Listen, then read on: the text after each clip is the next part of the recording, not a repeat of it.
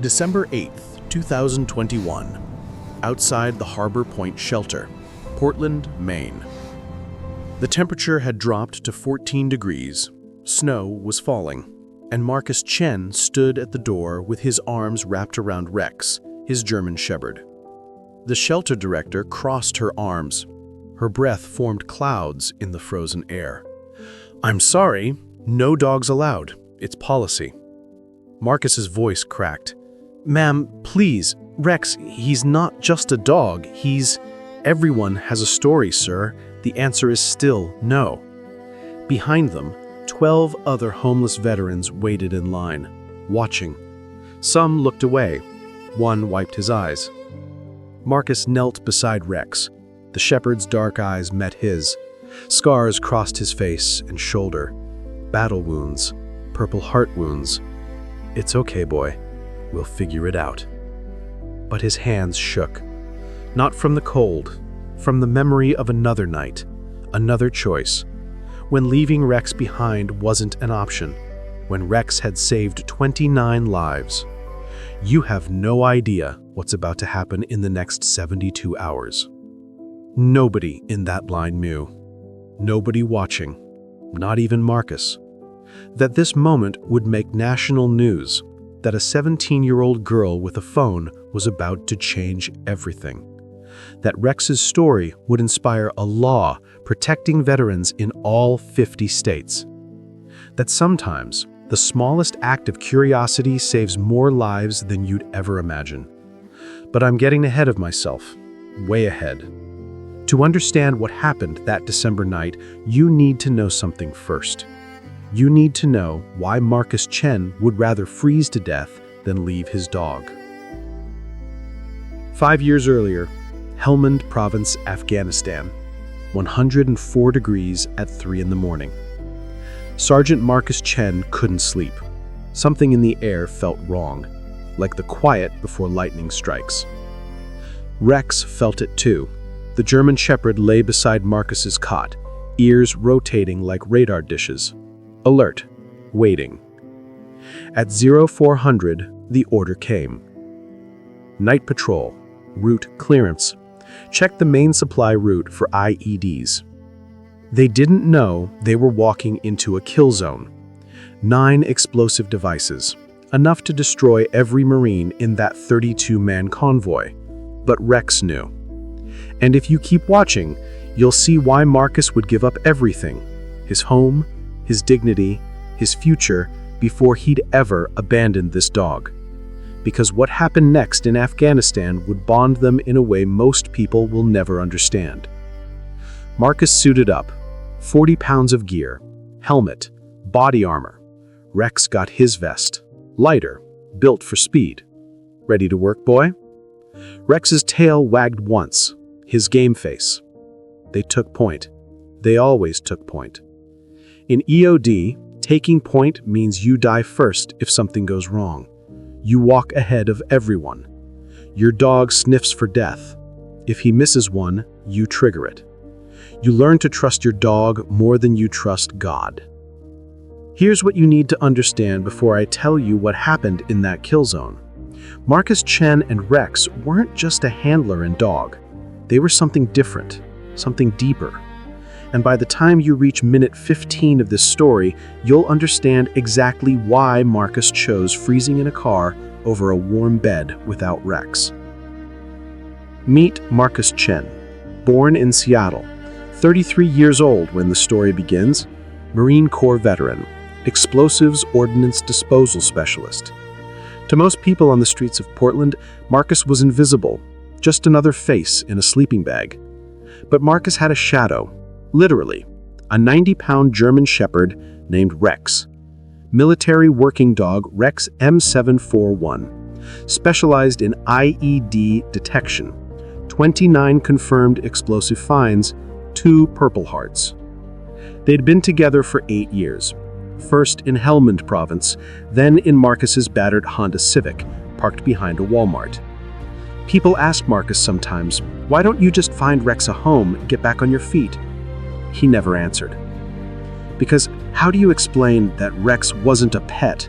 that on March 14, 2016, Rex pressed his body against Marcus's chest during a mortar attack, absorbing shrapnel meant for him. That Rex had nightmares too, whimpering in his sleep, just like Marcus did. You don't leave your brother behind. Not in war, not in peace, not ever. Marcus's days followed a pattern. Wake at 0500. Habit from the core. Walk Rex 3 miles along the waterfront. Rex's limp was worse in winter.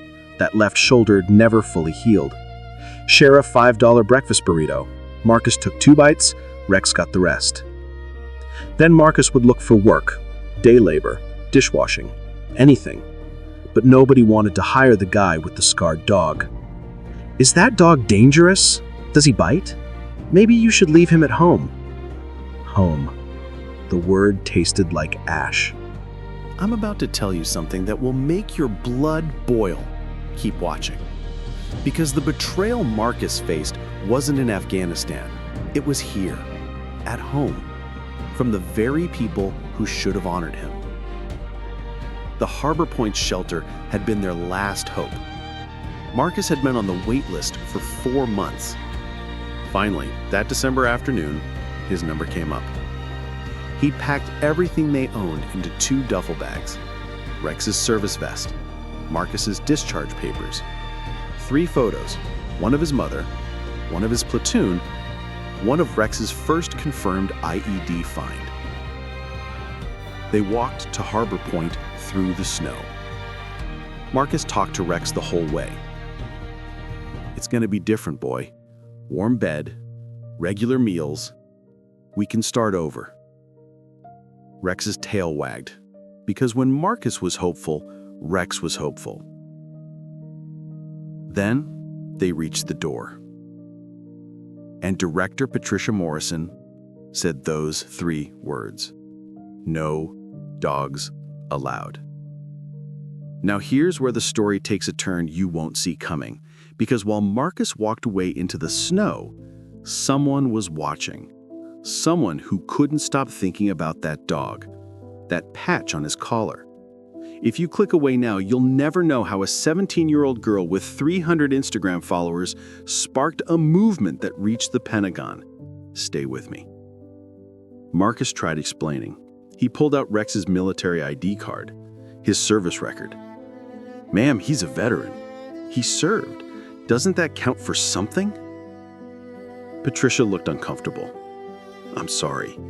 The insurance, the liability, other residents have allergies." Standard answers. Policy answers. Answers that meant Marcus would spend another night in his car. That the propane heater would run out by midnight. That Rex would curl tight against him, sharing what little warmth they had. "I can't leave him." Patricia softened slightly. "There's an animal shelter on Riverside. They could take him temporarily." "No."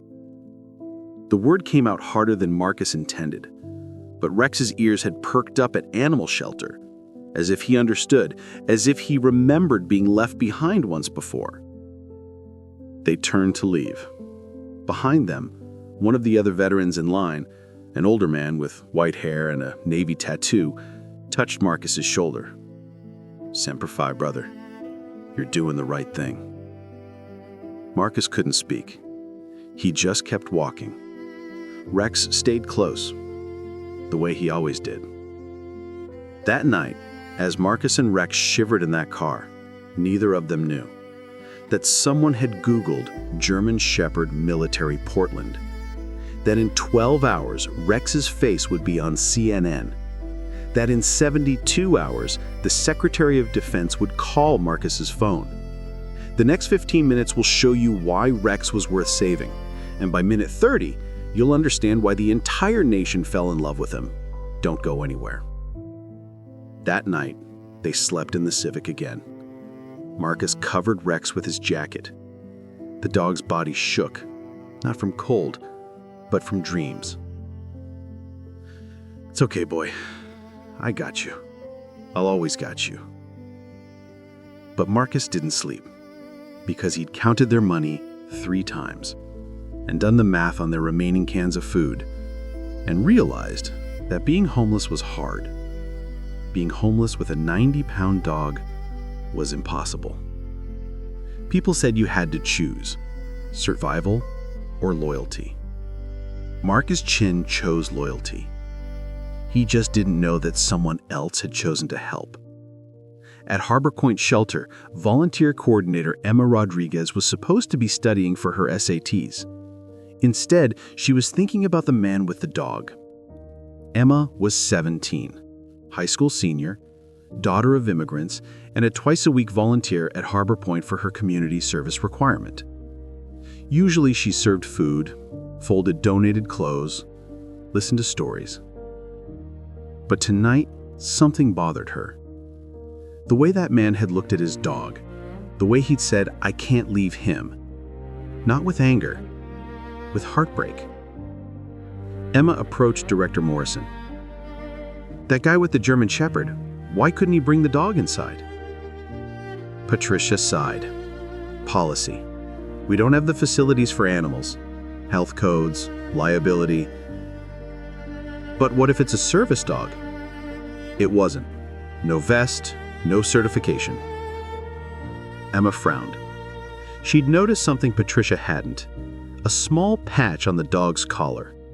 Faded, but definitely military. That night, Emma couldn't stop thinking about it. She Googled military dogs veterans. Found thousands of results. Stories of canine units, dogs who'd saved lives, dogs who'd been auctioned off or euthanized after service. Then, she found something else. A database. Military Working Dog Registry. Public records of retired canines. She typed German Shepherd, Portland, Maine. 3 results.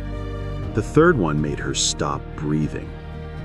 Rex M741, German Shepherd, born 2012, deployed Afghanistan 2015 to 2018.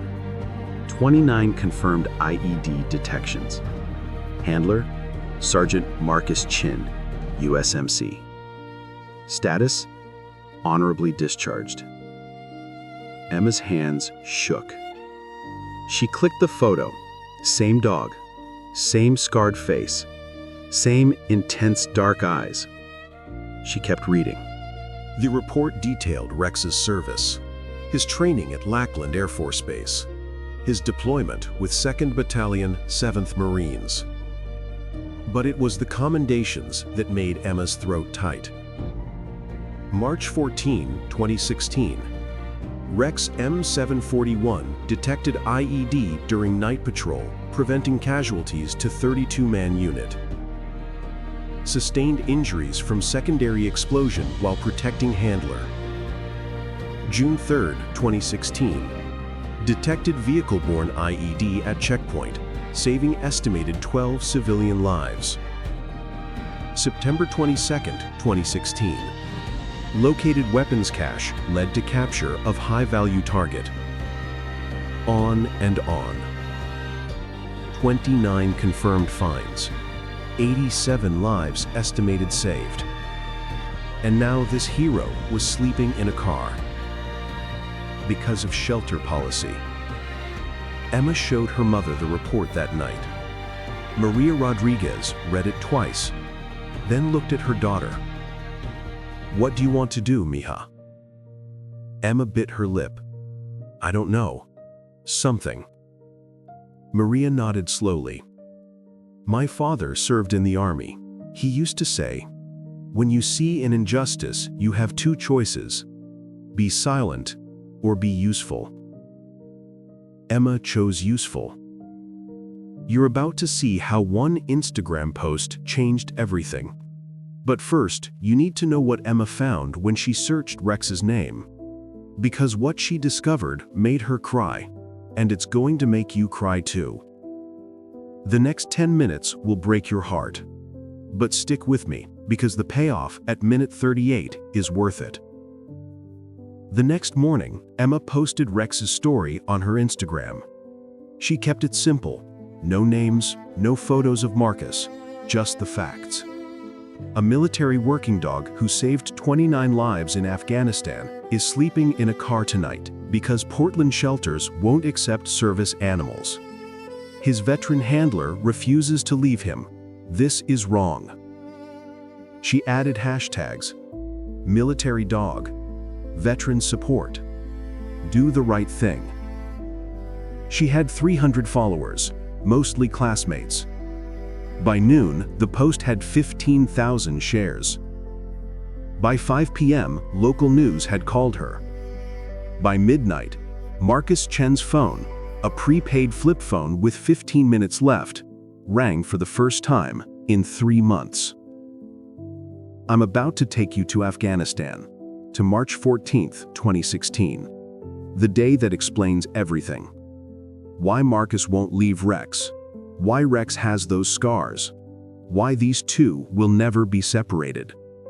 What you're about to hear is the most intense 12 minutes of this story, and when I'm done, you'll never look at a service dog the same way again. The patrol left at 0430, 32 Marines, 6 vehicles, 1 mission. Marcus and Rex took point, always. They'd been walking for 40 minutes when Rex stopped. Not a gradual stop, a lock. Body rigid, nose pointed at a specific patch of dirt 20 feet ahead. Marcus raised his fist, the universal signal, stop. 32 Marines froze. Marcus keyed his radio. Command, this is EOD-3. Rex has indication, possible IED grid 42 Sierra Papa Niner. Requesting backup. Copy EOD-3, hold position. Marcus approached slowly. Rex beside him, step by careful step. The dog's nose never wavered, locked on target. 10 feet from the spot, Marcus saw it. Disturbed earth, fresh. Someone had dug here recently, covered it badly. Marcus knelt, pulled out his probe, pushed it into the sand at an angle. Metal contact, 6 inches down. Command, confirmation. We have explosive device, bringing up the robot. Protocol said to back off now, let the Andros robot handle it, safer that way. But Rex was still alert, still rigid, staring at the ground. Not at the spot Marcus had marked, at a spot 2 feet to the left. Marcus's blood cold. 2 devices, a daisy chain. Trigger the first, the second detonates. Designed to kill the EOD team that comes to disarm the first one. Taliban favorite tactic. Marcus keyed the radio again. Command, we have multiple devices. Repeat, multiple devices. Rex is indicating a secondary. Behind him, he heard Lieutenant Morrison's voice. How many, Chen? Marcus scanned the area. Rex was moving now, systematically, checking the perimeter. He sat. Indication. 3rd device. Moved again. Sat. 4th. Sir, Marcus's voice shook. I count 4 so far. We're in a kill zone. What happened next would become legend in the 2nd Battalion. Rex worked for 3 hours. No breaks. No water. Just systematic, perfect searching. By the time the sun rose, he'd identified 9 IEDs. Enough explosives to destroy every vehicle in the convoy. Enough to kill all 32 Marines. The EOD team spent 6 hours disarming them. Marcus worked with hands that wouldn't stop shaking. Rex lay beside him the entire time, calm, steady. When it was over, Lieutenant Morrison approached Marcus. Sergeant Chen, that dog just saved this entire patrol. Marcus looked down at Rex. The shepherd's tongue was out. He was panting in the heat, but his tail wagged. Just doing his job. But the day was not over. At 1800, as the sun set, mortars rained down on the fob. Taliban retaliation. They knew someone had found their ambush, and they wanted revenge. Marcus was in his rack when the first explosion hit. Close, Too close. He grabbed his rifle, started to run for the bunker. Then he heard it, the whistling. That specific sound that means a mortar is coming right at you. Marcus froze. The sound was getting louder, directly above. He had 1 second to react, maybe 2. Then 90 pounds of German Shepherd hit him in the chest. Rex's body slammed into Marcus like a linebacker, drove him backward, through the tent flap, into the dirt. The mortar hit 3 feet from where Marcus had been standing. The explosion was deafening. Marcus felt the heat, felt shrapnel whipping through the air above him, felt Rex's body jerk. Once, twice. When the ringing in Marcus's ears cleared, he realized Rex is on top of him, shielding him, blood seeping from the dog's shoulder and flank. "Rex! Rex!" The dog's eyes opened, focused on Marcus. His tail tried to wag, still protecting him, even wounded. The medics rushed over. Combat lifesaver for Marcus. He had minor shrapnel wounds. But Rex got the veterinarian team. 3 pieces of shrapnel had hit the dog, shoulder, flank, 1 grazing his skull. All 3 would have hit Marcus, center mass. Fatal. The vet stabilized Rex. Medevac flew him to Bagram, emergency surgery. Marcus wasn't allowed to go. Mission critical. Stay with your unit. For 3 days, Marcus didn't know if Rex would survive. He didn't eat, barely slept, just sat in his rack staring at Rex's empty bed beside him. Lieutenant Morrison found him on day 2. "Chen, you need to eat something." Marcus's voice was hollow. "He saved my life twice in 1 day, sir, and I wasn't there when he needed me." Morrison sat down. "You know what they say about canines, Sergeant?" Marcus shook his head. "They're not pets. They're warriors. Rex did his job. Now you do yours. Honor what he did by staying alive." On day 4, the call came. Rex had survived surgery, recovering, but his combat days were over.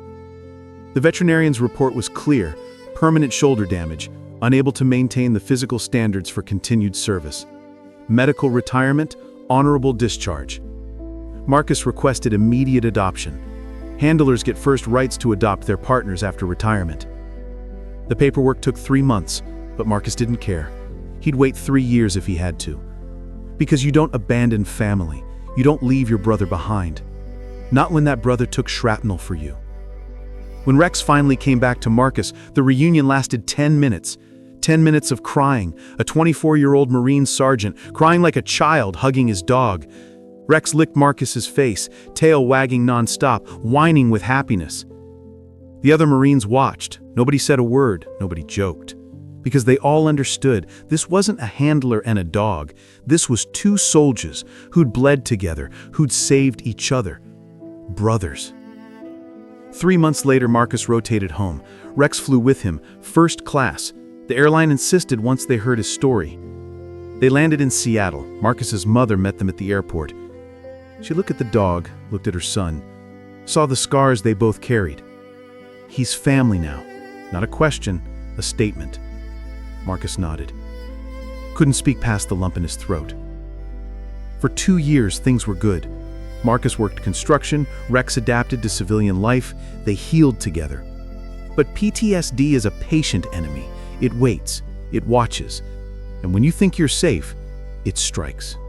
Marcus's first panic attack happened at a 4th of July barbecue. Fireworks, loud, sudden, sounded like mortars. He was back in Afghanistan, back in the kill zone, heart racing, can't breathe, can't think. Then he felt it. 90 pounds of pressure against his chest. Rex, doing what he'd been trained to do. Deep pressure therapy, grounding. Rex pressed against Marcus, solid, real, here, now. Not Afghanistan, home. Marcus's breathing slowed, his hands stopped shaking. Rex had saved him again. Different battlefield, same mission, protect his human. But the attacks kept coming. PTSD doesn't care about willpower, it doesn't care about pride. Marcus lost his job. Too many days he couldn't get out of bed. Too many times he'd freeze in the middle of a shift. His savings evaporated. Medical bills, therapy, medication. His mother passed away, cancer, fast. Suddenly, Marcus was alone. No family, no job, no apartment. Just Rex. Always Rex. The first night in the car, Marcus cried. Rex climbed into the front seat and rested his head on Marcus's lap. "I'm sorry, boy. I'm so sorry. You deserve better than this." Rex's tail wagged slow, gentle, as if to say, "I'm exactly where I need to be." That was 14 months ago. 14 months of Portland winters, of sharing meals, of Rex's body heat being the only warmth Marcus knew. 14 months of people walking past them, ignoring them, sometimes kicking them. 14 months of Marcus telling Rex, "I'll figure it out, I promise, we'll be okay." And then, that December night, the Harbor Point shelter, the door closing in their faces. Marcus thought that was the end, that he'd finally run out of options. He didn't know that a 17-year-old girl with a phone was about to change everything. $412,000. You heard that right. In 72 hours. But here's what shocked me. Here's what made this story legendary. It wasn't the money. It was what Marcus did with it, the decision he made that nobody expected. If you've made it this far, don't stop now. The next 10 minutes will restore your faith in humanity. Emma Rodriguez's Instagram post went viral at 11:47 p.m. on December 9th, 2021. By midnight, 15,000 shares. By 2 a.m., CNN had called her. By 6 a.m., Good Morning America wanted Marcus on the show. There was just one problem. Nobody could find Marcus Chen. Emma had never posted his name, never shown his face. She'd been careful, respectful, but the details were specific enough. German Shepherd, military ID REX M741, Portland. Local news crews staked out Harbor Point shelter. Emma arrived for her volunteer shift to find 7 news vans. Director Patricia Morrison looked overwhelmed. "Emma, what did you do?" Emma showed her the Instagram post, now at 50,000 shares. Patricia read it again. Her face paled. "Oh my God, I turned away a hero." By noon, Emma's phone rang, blocked number. She answered. "Hello? Is this Emma Rodriguez?" Male voice, cautious. "Yes, who's this?" "This is Sergeant Marcus Chen. I think you posted about my dog." Emma's hand shook. "Oh my God, yes. I'm so sorry. I should have asked first, but It's okay." Marcus's voice was tight. "Can I ask why?" Emma blinked back tears. "Because it's not right. What Rex did, what you both did. You deserve better." Silence on the line. Then a sound. Marcus crying. "Thank you. Nobody's said that in a long time." Emma arranged to meet Marcus that evening. Not at the shelter, too many cameras. At a diner on Commercial Street. Emma brought her mother, Marcus brought Rex. When the dog walked in, Emma gasped. The photos hadn't captured how magnificent he was, scars and all. Rex approached Emma slowly, sniffed her hand, then sat. His version of approval. Marcus managed a small smile. "He likes you." Over coffee, that Emma insisted on paying for, Marcus told his story.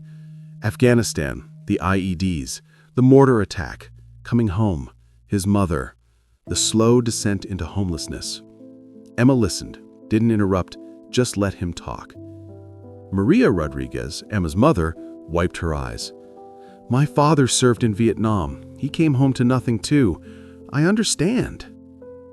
Marcus looked down at his coffee. "I don't want charity. I can't leave Rex. He saved my life, multiple times." "Then we make sure you don't have to." That night, Emma created a GoFundMe page. Title, Help Marcus and Rex. Heroes deserve better. She set a modest goal, $5,000, enough for first month rent, security deposit, and food for both of them. She posted it at 11 p.m., shared it on her Instagram, asked her 300 followers to help. By 7 a.m. the next morning, it had raised $43,000.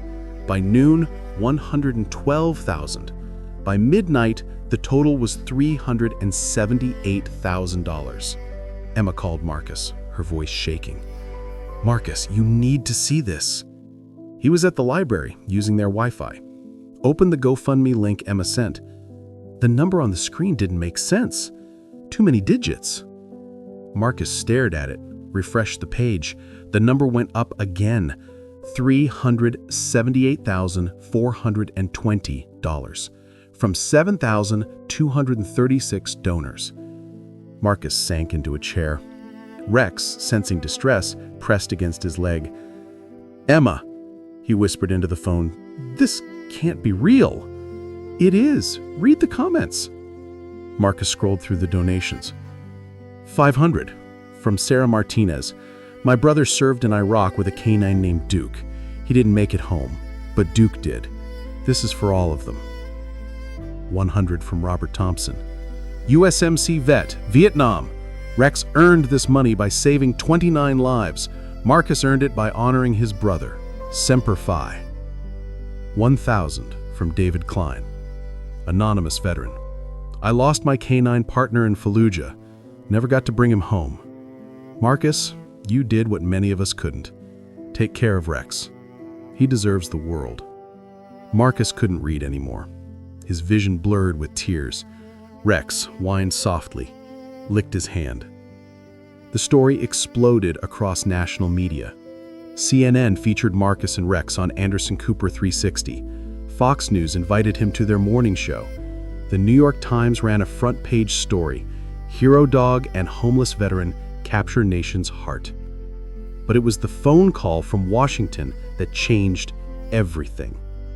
December 12, 2021, 3:47 p.m. Marcus's prepaid phone rang, number he didn't recognize.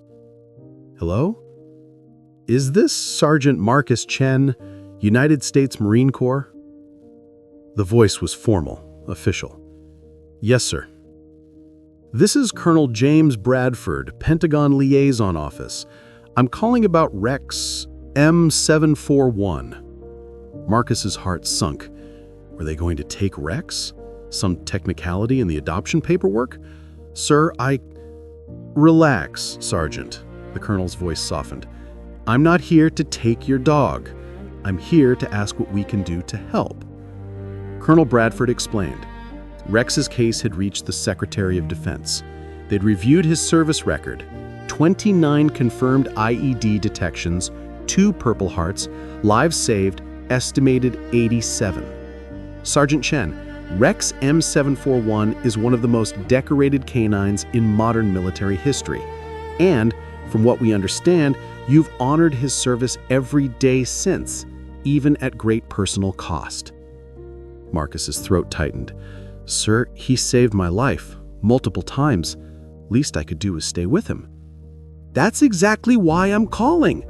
The Pentagon is preparing a ceremony. We'd like to formally honor Rex and you. Would you both be willing to come to Washington?" Marcus couldn't speak. He looked down at Rex, sleeping beside him. The dog's chest rose and fell, peaceful, safe. "Yes, sir. We'd be honored." But the outpouring of support didn't stop at money and recognition. Portland City Council called an emergency session on December 13th.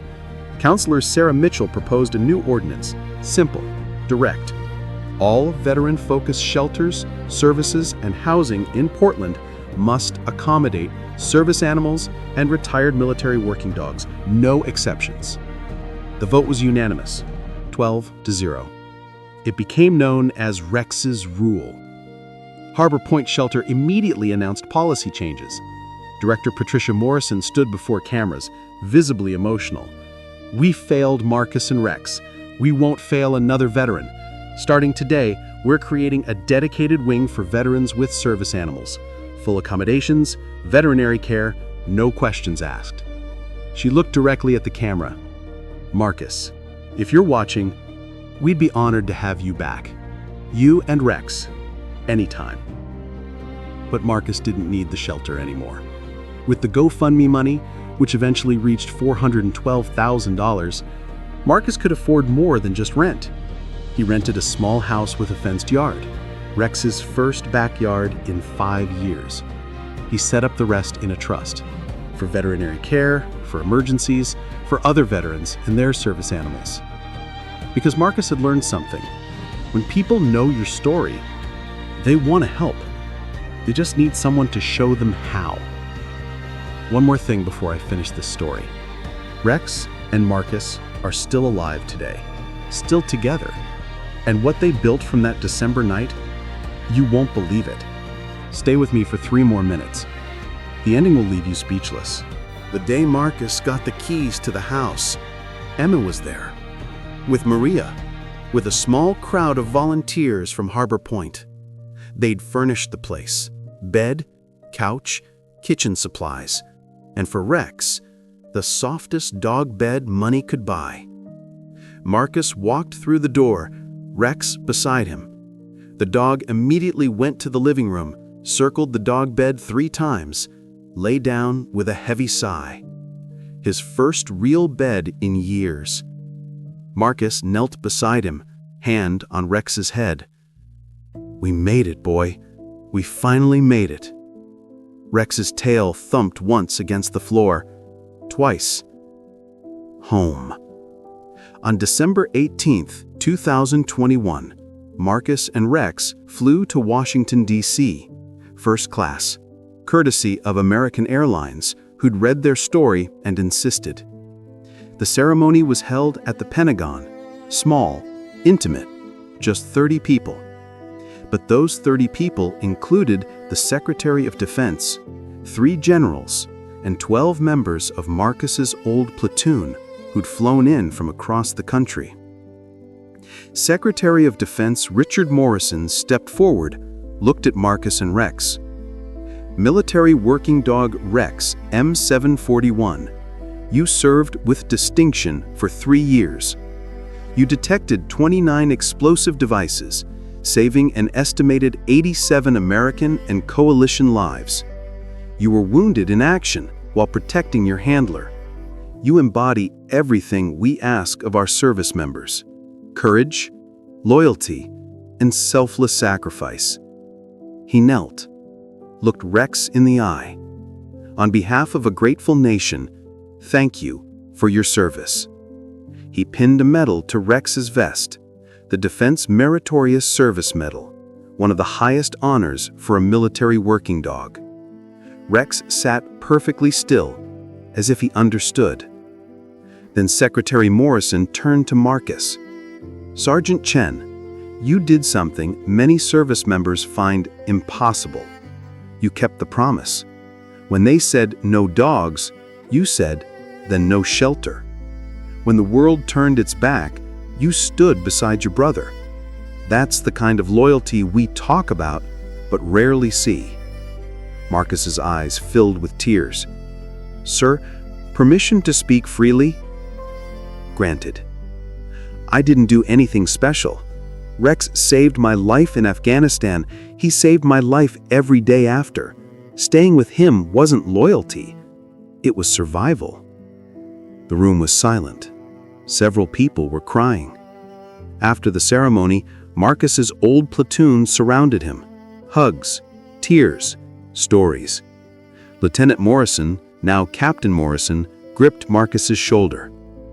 "You remember what I told you in Afghanistan after Rex got hurt?" Marcus nodded. "Honor what he did by staying alive. You did more than that, Chen. You showed the world what honor looks like." But the story doesn't end there, because what Marcus and Rex started became something bigger than either of them imagined. In January 2022, Marcus did something unexpected.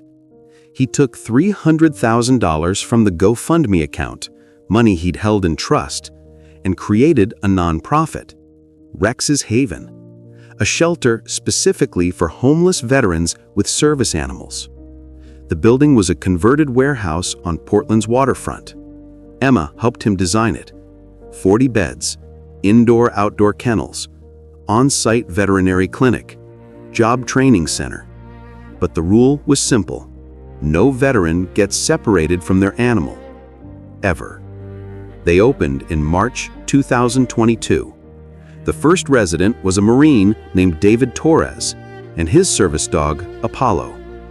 David had been living under a bridge for 18 months, wouldn't go to shelters because they wouldn't take Apollo. Same story as Marcus. When Marcus showed him his own room, with Apollo's bed right beside him, David cried. "You get it. You actually get it." Marcus nodded. "We all do here." Rex became the unofficial mascot of Rex's Haven. He'd walk the halls with Marcus, visit residents, especially the ones having bad days. The other dogs recognized him, the old soldier, the one who'd been through it and come out the other side.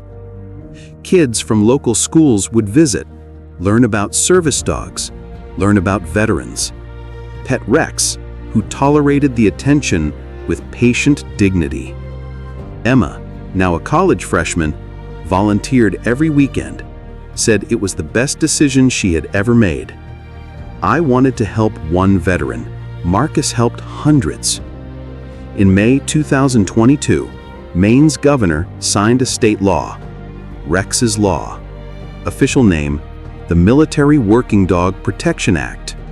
Any shelter receiving state funding must accommodate veterans with service animals or retired military working dogs. Violators lose funding. The law spread. By 2023, 12 states had adopted similar legislation. By 2024, it was federal law. All because of one Instagram post. One 17-year-old girl. One veteran who wouldn't leave his dog. And one dog who'd saved 29 lives and wasn't done saving people yet. On November 10th, 2023, the Marine Corps birthday, Rex turned 11. They threw him a party at Rex's Haven. 40 veterans and their dogs attended. Cake for humans, special dog-safe cake for the canines. Someone had made a banner. "Happy birthday, Rex, hero of 29. Rex, gray-muzzled now, but eyes still sharp, sat beside Marcus. His tail wagged once against the floor. Twice. Home. That night, after everyone left, Marcus sat on the floor of his office, Rex's head in his lap. "You know what I realized, boy?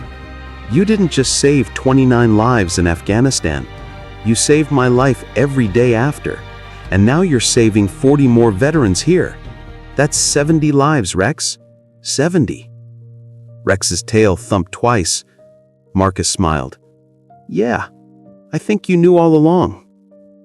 Today, Rex's Haven operates 3 locations: Portland, Maine, Seattle, Washington, and San Diego, California.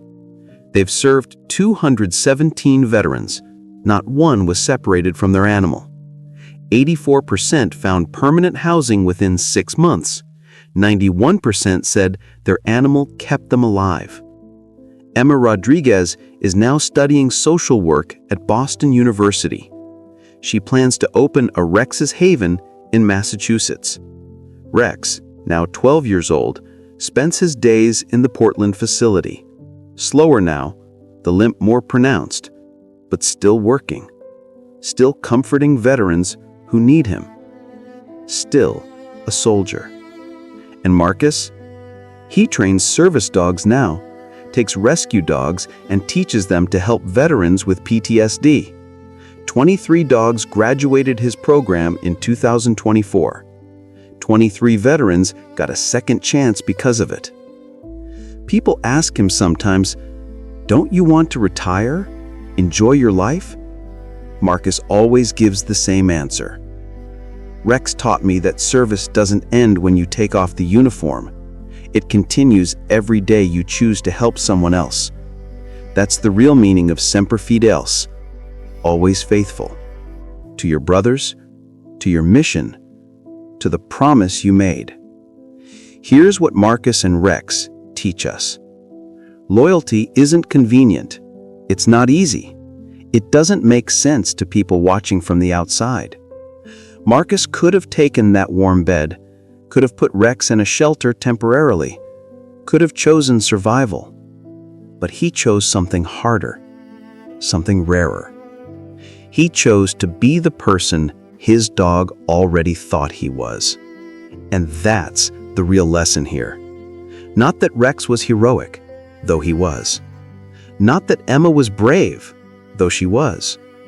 But that sometimes the most powerful thing you can do is refuse to abandon someone when the world tells you it's the smart move. Because that's how movements start. That's how laws change. That's how one person with 300 followers saves a nation's conscience. Loyalty isn't a feeling. It's a choice, made every single day. Marcus made that choice. For 5 years, in a frozen car. What choice will you make? You just spent 52 minutes with this story. Don't let that feeling fade. Do 3 things right now. 1. Hit subscribe. We tell stories like this every Sunday, Wednesday, and Friday. Stories that honor courage, that celebrate loyalty, that remind us what matters. 2. Drop a comment. Tell me about your dog, your moment of loyalty, the veteran in your life that deserves recognition. Your story matters too. 3. Share this video. 3. Share this video. Send it to someone who's forgotten that one person can change everything, that loyalty is worth fighting for, that heroes wear collars sometimes. Emma was 17. She had 300 followers. 1 post. That's all it took. What will you do? This is American Valor Stories. See you next time. Stay loyal, stay brave, and always honor those who serve. Before I let you go, this story you just heard, it's fiction. Marcus, Rex, and Emma Rodriguez are characters I created, but everything they represent is real. The bonds between handlers and canines, the struggles veterans face with service animals, the power of one person to spark change. Organizations like Canines for Warriors, Pets for Vets, and local veteran support groups continue this important work every single day. Real Marcus Chens, real Rexes, and real Emma Rodriguezes who refuse to look away. This is American Valor Stories. Until next time.